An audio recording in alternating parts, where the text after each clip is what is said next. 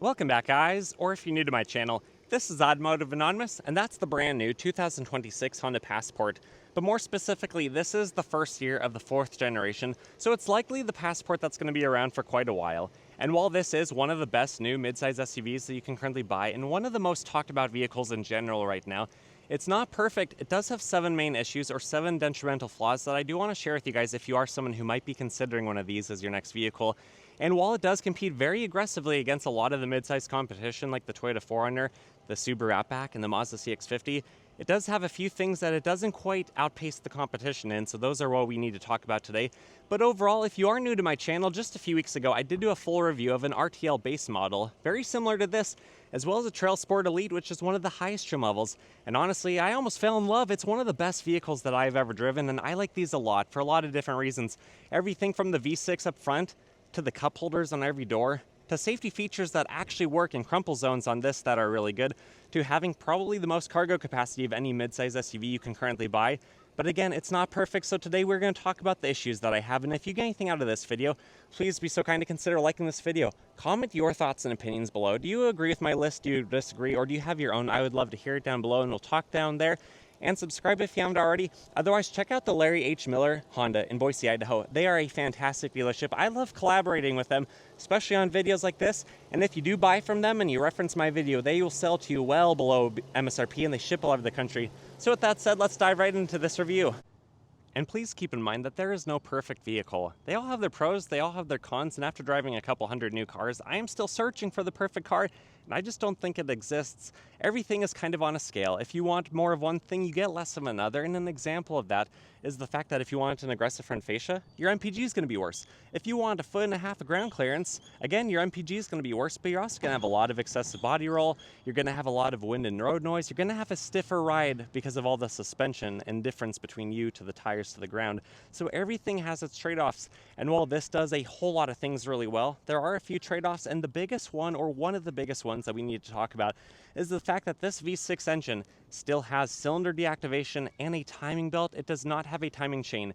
So every 90,000 miles or so, according to your Honda manual, you are going to have to actually replace the timing belt, which could be a fairly expensive job, but it is something that has to be done, because if you don't, it could cause engine failure. Additionally, cylinder deactivation is not my favorite feature. It does get you a little bit better MPG, although I wish the cost savings was done somewhere else instead of risking, again, the reliability of the engine. Honestly, guys, I really don't hear about too many cylinder deactivation issues on the Honda platforms like you do on the Chevy and the GMC platforms, but it still is a concern that I have because of what I've heard about the trucks for the last couple of years and all of the different recalls that they have had. So keep that in mind. This might not bother you, and if it doesn't, awesome. Please don't focus on that. But it is something that I have a little bit of worry about, being kind of in the car community and hearing about how other platforms do with timing belts and cylinder deactivation. The second point relates to miles per gallon. This actually has a pretty impressive 18.5 gallon tank. That is not small for a midsize, and it's even located right there on the driver's side, which I really prefer it to be.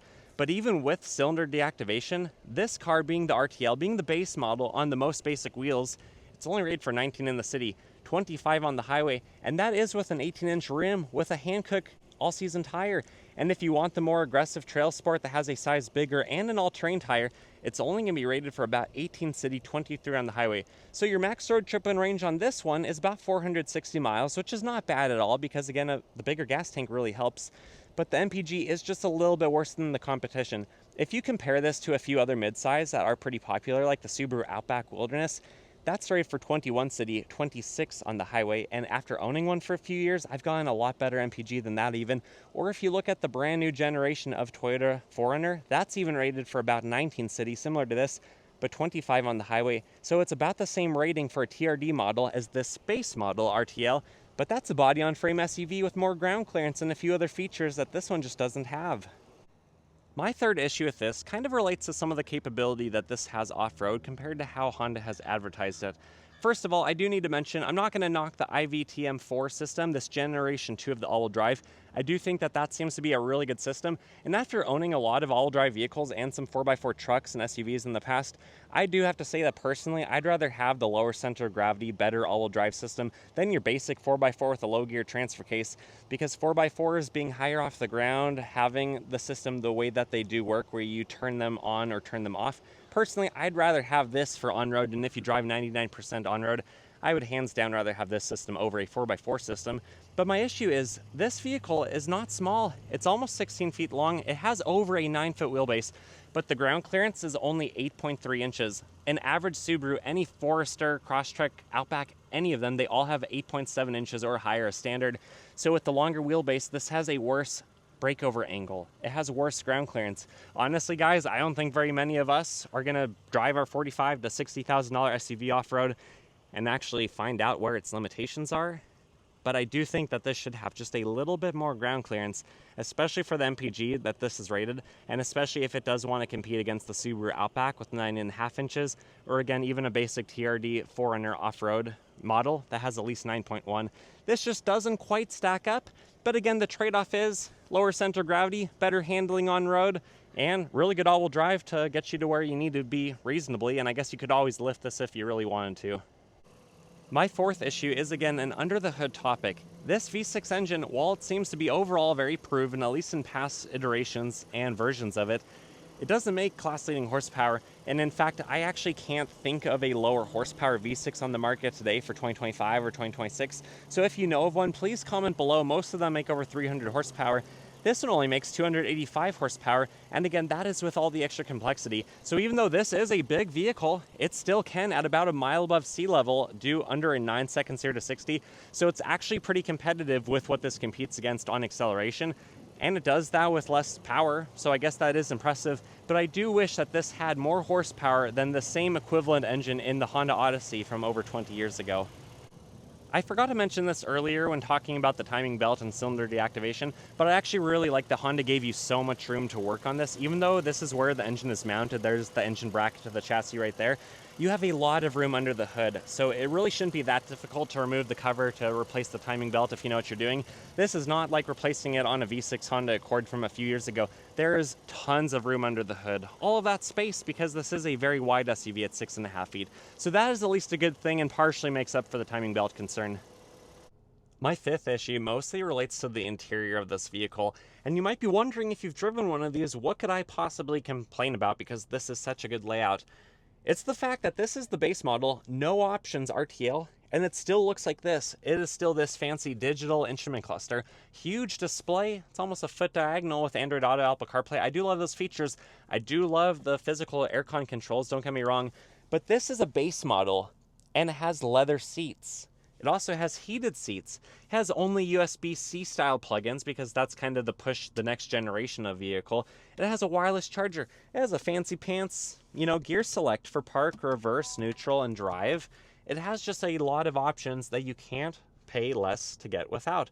Personally, I wish there was like a $36,000 base model, an actual base model, maybe just the R, the RL, the whatever you want to call it, I don't care, but one that has actual analog gauges, one that doesn't necessarily have a leather-wrapped heated wheel, because if you want this vehicle, if you want an anticipated top safety pick that has that much room of cargo capacity, almost like a mini minivan, you have to have over $45,000 to buy it.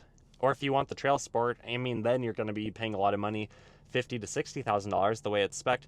But why isn't there a cheaper trim level that you can get for the mid-upper 30s just without all these extra touches? You don't need all these, but they are nice to have and they do seem to work really well.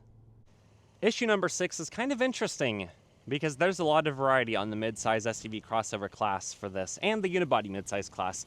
The payload capacity on this base model is probably going to be about as much as any of these have because it has fewer options, fewer things to weigh it down. Not having the larger, heavier tires means it can have a little bit more of cargo capacity for people and for stuff in the back. But the payload sticker on this is under 1,000 pounds. You can only hold 948 pounds. And when you're fitting, or when you're trying to fill up all of this amount of room of stuff, you could easily put 1,000 pounds of stuff in here on the roof rails, and then the tongue weight if you are towing. This is rated to tow 5,000 pounds, which is actually very substantial for a mid-size SUV. Sure, the Toyota 4Runner can tow a little bit more, but that's body on frame, and a few others are kind of in the same class as that. But a lot of the mid-size competition, the unibodies, like say the Outback Wilderness again, that's only rated to tow 3,500 pounds. But one of the potential concerns that you could have with this, and I don't tow, so I only know about this because you guys have commented on my videos with Ridgelines before, because this is primarily a front-wheel drive biased vehicle, you want to get a lot of weight on the back tires when you're towing. And that's what towing, having a trailer, having the tongue weight loads down the front. But if you really try to load down the back too heavy, you might start to get a little bit of lift on the front. And when your front wheels are primarily the wheels that do all of your braking, or 80% of your braking, they're the turning wheels and majority of the power wheels, you really don't want to be loaded down so far back there that you start to get any lift off on the front of this vehicle. But otherwise, over 900 pounds of payload, that's okay. But just for reference, my one size smaller Toyota RAV4 Hybrid is rated at 900 pounds. So this really isn't rated that much more for being a way bigger vehicle. And then my seventh and final issue is, on paper, this might not seem like it offers a whole lot compared to the competition. It's not cheaper. The Outbacks are cheaper. Even the Toyota 4Runners are cheaper. It doesn't have class-leading payload. It doesn't have class-leading MPG or ground clearance. So you might be wondering, why would I buy one of these? I honestly think you guys need to get out and drive one of these for yourself to really realize what this has going for it, and why these are such popular vehicles, and why their owners stand by them. Everything feels solid. The doors open large. They are incredibly safe vehicles with safety features that actually work really good. You have a ton of storage room even above the glove box. That is as big as some of the pickup trucks that I drive. It even has a V6 if you really don't want to have a turbo 4-cylinder, as I know a lot of people just don't like, and they complain about that online, that that's kind of the industrial move right now. But honestly, this is a vehicle that, other than having tons of cargo capacity, tons of cup holders, you might not understand until you actually get behind the wheel of one why it's so appealing. Honestly, I hope these hold their value. I hope they sell well over 100,000 units, because they are a really cool vehicle. But those are a few of my issues. Those are a few of my concerns, and I would love to hear if this list has dissuaded you, or if you still like it.